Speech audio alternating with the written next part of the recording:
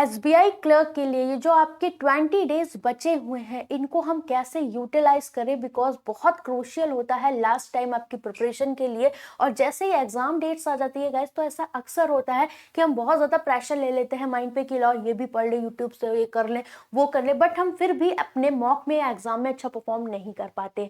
तो अगर आप एक सीरियस एस्पिरेंट हो तो आप इन 20 डेज को 10-10 डेज में बांटो। मैंने एक आपके लिए स्ट्रेटेजी बनाई है 10+10 डेज गोल्डन रूल। अगर आप इसको फॉलो करते हो आपको डेफिनेटली हेल्प होगा, आपके मार्क्स भी इंक्रीज होंगे। ठीक है, तो सबसे पहले हम यहाँ पर बात करेंगे कि इन 10 डेज को हम अलग अलग डिवाइड कैसे कर रहे हैं। ठीक है, आपके ये स्टार्ट हो जाएंगे 1 फरवरी से 20 फरवरी तक। ठीक है ना, आगे पीछे 1-2 दिन आप जैसे एडजस्ट कर रहे हो आप करना है। ठीक है, अभी में हमें क्या करना है कि हमें टोटल मार्क्स, ये जो 20 डेज है इनमें मेरे जो टोटल मार्क्स हैं वो क्या होने चाहिए।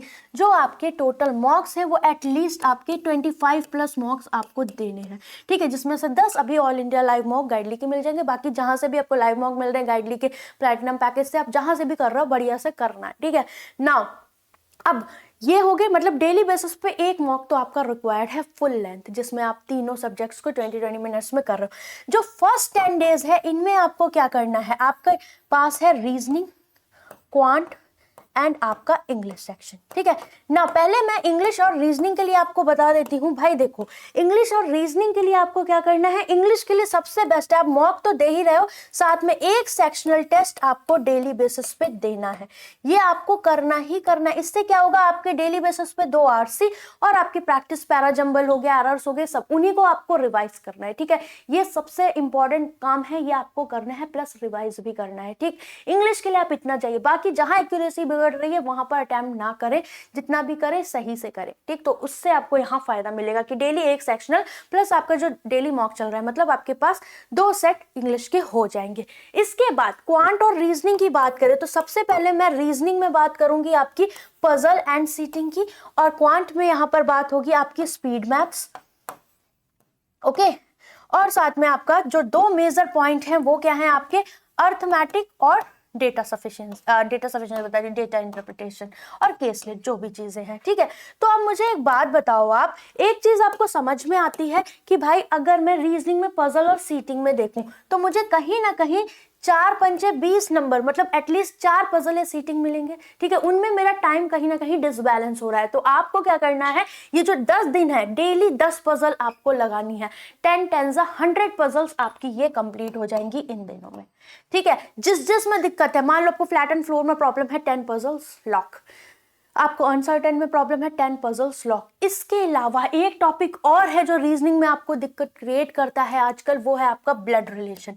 ब्लड रिलेशन में आप क्या कर सकते हो, 2-2 सेट डेलीज लगाइए, क्योंकि यहाँ पर क्या होगा, इन लॉज वाले जो क्वेश्चंस होते हैं उनमें आपको क्या होगा, दिक्कत आती है, थोड़े ट्रिकी होते हैं, तो ये डेली आपको यहाँ पर करने हैं। ठीक है, 10 दिन तक। ठीक है, तो ये आपके 10 दूनी 20 रेडी हो जाएंगे, ये आपके 100 हो गए। ठीक, ये आपका मॉक से अलग का काम है। बाकी जो भी आपका अल्फा न्यूमेरिक सीरीज है, डायरेक्शन डिस्टेंस लॉक्स आपका हो गया, ये सारी चीजें अगर आपको दिक्कत हो रही है इसमें, तो आपको डेली बेसिस पे इन 10 दिन तक एक सेक्शनल टेस्ट लगाना है। अगर आपको टाइम नहीं मिल रहा है तो आप ऑल्टरनेट लगा सकते हो, बाकी वो 10 डेज में अलग हम एडजस्ट कर लेंगे। ठीक है, तो ये हो गया। तो मिसलेनियस के लिए आपको क्या करना है, मिसलेनियस के लिए एक अलग से इसका 20 मिनट का सेक्शनल टेस्ट लगाना है। राइट, ये आपका रीजनिंग इस तरीके से चलनी चाहिए।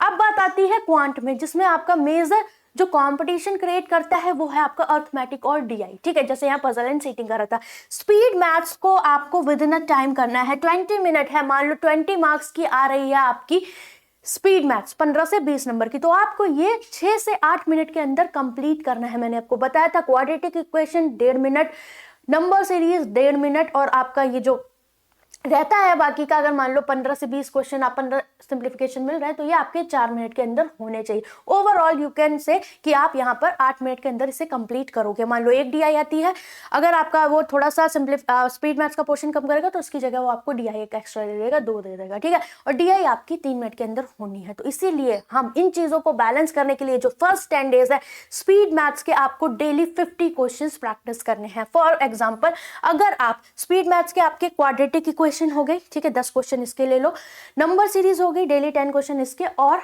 आपके बचे 20 क्वेश्चन आप सिंप्लीफिकेशन के ले लो, 10 क्वेश्चन अप्रोक्सीमेशन के ले लो। इतना आपको डेली बेसिस पे करना है। और अगर आपको लगता है इनमें से मेरा कोई टॉपिक अच्छा है तो उसके क्वेश्चन कम करके आप दूसरे टॉपिक कर लो। ये स्पीड मैथ्स का पोर्शन है, ये आपको डेली बेसिस पे करना है इन 10 दिन।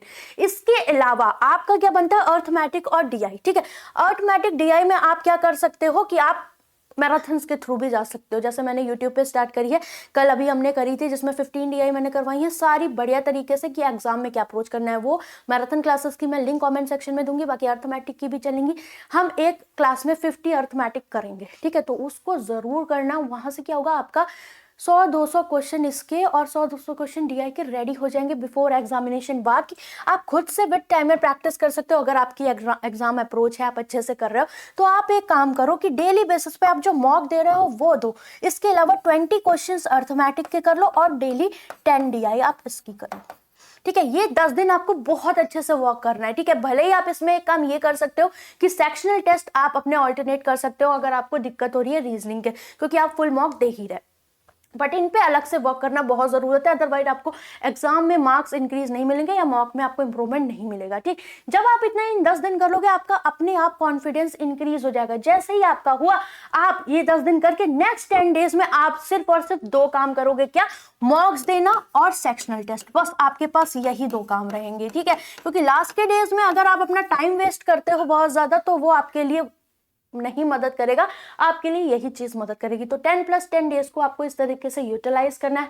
मॉक जरूर दीजिए, जैसे ही मॉक दोगे आपको पता लगेगा आपकी कहाँ क्या रिक्वायरमेंट है, क्या दिक्कत है, उसी को उठाओ, प्रैक्टिस करो। ठीक है, इस तरीके से करोगे। और मुझे भी पता है, सब जानते हैं यही चीजें ज्यादा दिक्कत करती है, तो इनकी आपको प्रैक्टिस करनी है। डीआई आपको एग्जाम में करनी है, स्पीड मैथ्स करना ही है, अर्थमेटिक में भी आपको मान लो 12 क्वेश्चन आते हैं तो उसमें से 6 से 7 तो करने ही है। ठीक है, तो उन चीजों को बिल्कुल बना के माइंड में चलना है। ठीक है, तो इस तरीके से आप प्रैक्टिस करोगे। बाकी आप मैराथन्स के लिए मेरी क्लासेस देख सकते हो, 8 बजे वाली आपकी डेली बेसिस पे यूट्यूब पे चल रही है। बाकी लिंक मैं कमेंट सेक्शन में दे दूंगी, इनको करो, आपको बहुत फायदा मिलेगा। ठीक है, अर्थमेटिक में भी और अप्रोच भी पता चलेगी एग्जाम की।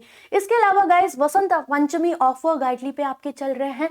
आपका एवेंचर बैच है जो कि प्री प्लस मेंस है, तो आपके पास 2 चीजें हैं यहाँ पर। ये 499 का, इसमें आपको प्री मेंस रुद्रा 5.0 मिलेगा। इस टाइम मेंस की क्लासेस स्टार्ट करती है स्पेशली एसबीआई पीओ क्लर्क के लिए, प्लस प्रैक्टिस क्विजेस भी हैं इसमें। तो अगर आपको कहीं दिक्कत लग रही है मेंस में तो आप इसमें आ सकते हो, प्री भी है और 5.0 भी है इसमें। ठीक, इसके अलावा गाइडली पे आपके मेगा लाइव मॉक टेस्ट चल रहे हैं, इनको आप बिल्कुल भी मत भूलना करना, ये बहुत ज्यादा इंपॉर्टेंट है। अगर आप इनको स्किप करते हो तो आपको क्या कहते हैं, कहीं ना कहीं एग्जाम ओरिएंटेड आप स्टडी मिस कर रहे हो, अपने मॉक्स मिस कर रहे हो, क्योंकि ऑल इंडिया रैंक भी मिलेगी, 10 मॉक आपको यहाँ क्लर्क में मिलेंगे और पीओ के भी हैं। तो ये आपके डेज रहने वाले हैं। मंडे, ट्यूसडे, फ्राइडे, सैटरडे आपको मिलेगा एसबीआई क्लर्क और Wednesday, Thursday SBI PO prelims. ठीक है, इसके अलावा आप अगर पीडीएफ बंडल से प्रिपेयर कर रहे हो सेल्फ प्रैक्टिस के लिए, जैसे मैंने आपको मटेरियल बताया, आपको नहीं मिल रहा तो सारी चीजें आपको यहाँ मिलेंगी।